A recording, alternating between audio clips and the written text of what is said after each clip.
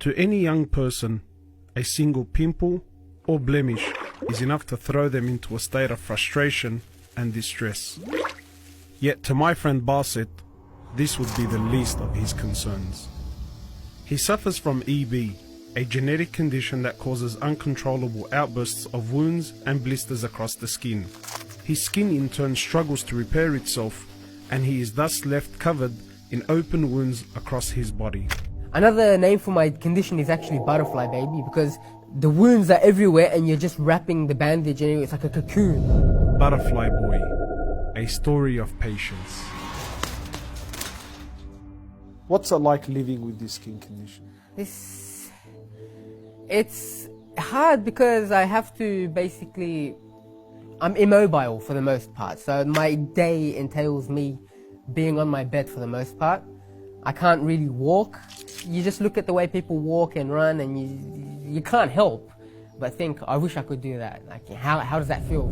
As difficult as this was all to hear, the treatment process Basit goes through is another tribulation in and of itself.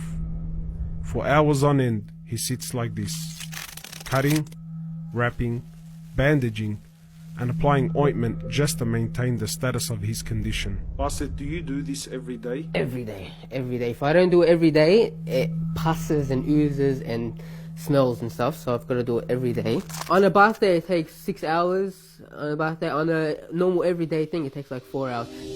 I couldn't fathom the magnitude of what he goes through every single day. I couldn't imagine what it was like to be locked in a room for up to 7 hours on end, crouched over in painstaking treatment.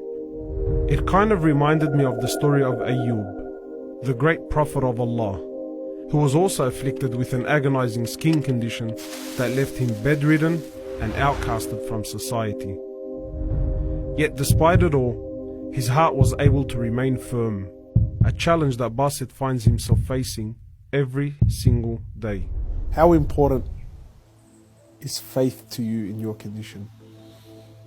I think without faith, if I'm brutally honest, what is my life without faith?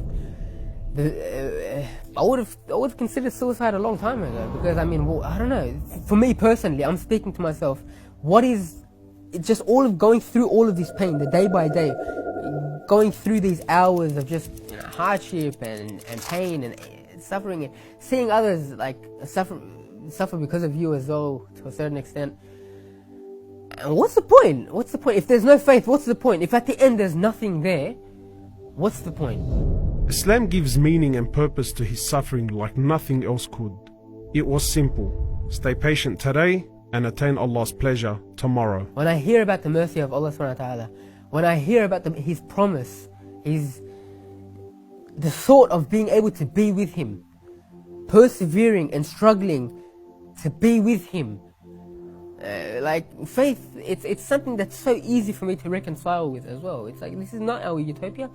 Persevere, have some sabr, and inshallah, in the day of judgment, inshallah, we'll see the fruits of our labor. This gives me purpose. The perseverance Basit shows is nothing short of inspiring. He understands that life is a test, and he's in a race to stay steadfast until the very end. 2 years ago, Basit's older brother Milad preceded him in this race and sadly passed away. Like Basit, Milad also suffered from EB, but in his case, it was much worse. And how was that like to lose your brother? It's really hard in that sense when you lose a part of you. Not having him around, that support, I learned so much from him. I think a lot of my ability to tolerate and my strength comes from seeing him being so much worse than I am. When I would think of how much he would suffer and struggle, and like, it's just, Allah subhanahu wa ta'ala chose both of us. He just picked us out from all of the creation, just picked us out and just giving us bonus points. In the day of judgment, inshallah, for him especially, imagine the rank that he would be with his patience as well that I witnessed. So like, when I go to his grave and I see that, it's just, I think to myself, instead of me weeping for him being gone, like, he's weeping for us still chained into this struggle. Throughout his tribulation, Basit has managed to stay firm, not only staying patient spiritually, but also in his daily affairs. He has graduated from university, made many friends, and even performed Umrah with myself a couple of years ago. But behind his story of resilience, there is also one other secret that keeps him going forward. Religion has been the bedrock of my life, but my parents are the other factor. Like, alhamdulillah for them. That's all I can say. Alhamdulillah for my parents, because they made it so I don't have to worry at all. When I have these problems and stuff like that, I can only think about these problems. In my mind, like, I don't even have to think about them.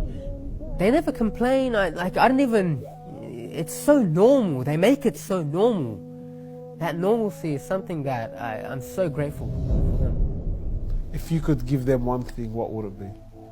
I pray for my parents. I pray for my parents all the time. Like, Firdaus al-A'la, if they could get Firdaus, if they could go to Jannah, more than anything, for me, for them to reunite in Jannah, more than anything, like, for us to reunite in Jannah. Because for me, deep down, I feel like this is a test, and I can feel that this is a test.